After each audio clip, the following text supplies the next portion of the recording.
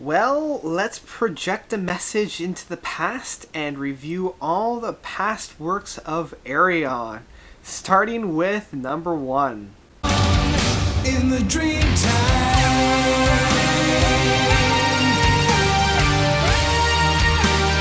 The Final Experiment by Ayreon. In the past year, I had been going back and looking through albums that past artists had done in a lead up to a new release.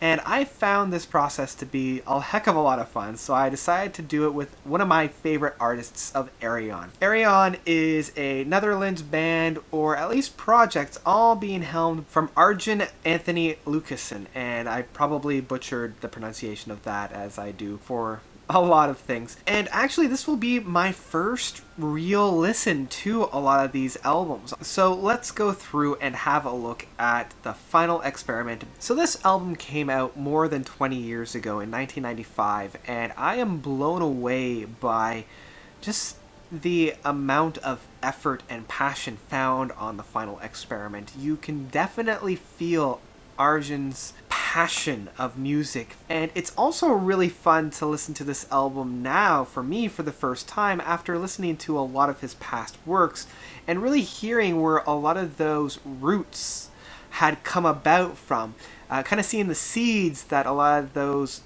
like future riffs were coming from. And with a lot of Arjen's projects within Ayreon, the one thing I was partly surprised of, and also not overly that surprised of, because this is his first work, was just how many stars weren't actually on this album. And I mean, this is his first album, so I'm not overly that surprised that he wasn't getting such big names as he has within his career. That being said, there is still a lot of credit on this album within the players. I mean, Arjen is just the one guy, so there's not a whole lot that he can do all simultaneously. I mean, there are pretty much like 25 names that appear on this work, so it wasn't just the one guy helming this whole project. And the one thing that I love about Ayreon is that the band, or at least the entity, never makes itself out to be just the one guy. Sure, there's like the one orchestrator or conductor, so to speak, but like a good symphony, you can tell that it's all these cogs moving at the same time that really bring about the beauty for this album. With every Ayreon album, this is a concept album, and luckily this is kind of contained to just one disc. The guy loves to extend his concepts into 2 discs, so I've just been inundated with way too many double disc concept albums, so I'm glad that this one kept it to just the 1 disc. And the overall plot within this one is the demise of the human race is coming up within the mid 21st century, like 2050 or something along that line. And so to stop our own demise, and we decided to create this invention that broadcasted a message of warning and all of this, I guess, technology and whatnot into the Middle Ages within the Arthur and Merlin and the Knights of the Round Table and Avalon and all that kind of thing. It's an interesting idea, and one that I think could have been better played with. And I think this kind of just shows where the band needed to grow. I did have to kind of remind myself that these guys were really green at this time. This was a very young band, really starting off to try to make a point. Really say, I'm here, look at the music that I have produced, because the music is the highlight on this album. The concept is more of the weaker aspect of this album.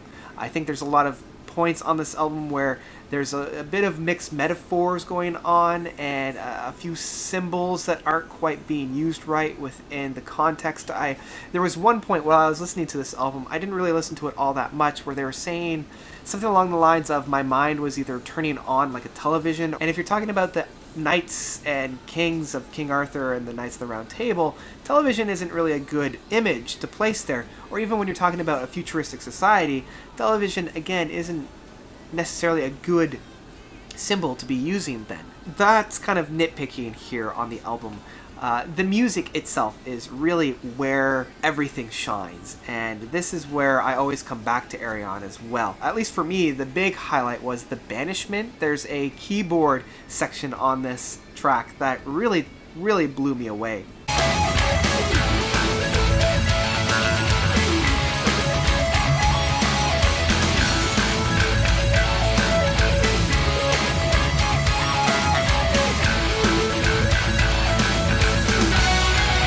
So overall, I didn't really want to spend too much time with this album because I wanted to dive a little bit deeper into some of his other albums. This was a good album, but one that just showed where the band was going to go. It really foreshadowed some of the great sounds that I know the band has. So it's for that reason that I'd probably say this album's worth to be on your computer, so you definitely have to download it. I don't know if I'm going to return to it quite as often as some of his other works, but at least it really showed the structure of what Ayreon mean, and even though this was being put out in like the mid 90s, it was just almost groundbreaking at the time as well. Because if you think about it, the only other really big prog groups that we had out there, the Flower Kings and Spock's Beard and Dream Theater, this was really capturing some of the sounds that a lot of prog bands would emulate later on. So that for itself was a fantastic treat. So that's about it.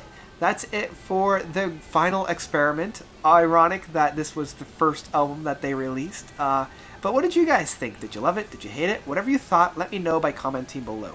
And thank you guys so much for watching. I can't wait to dive into his other albums. So look out for the next release of Actual Fantasy coming out in December. I'll have that up next month sometime, so I can't wait to talk about that one. And until next time, notes out.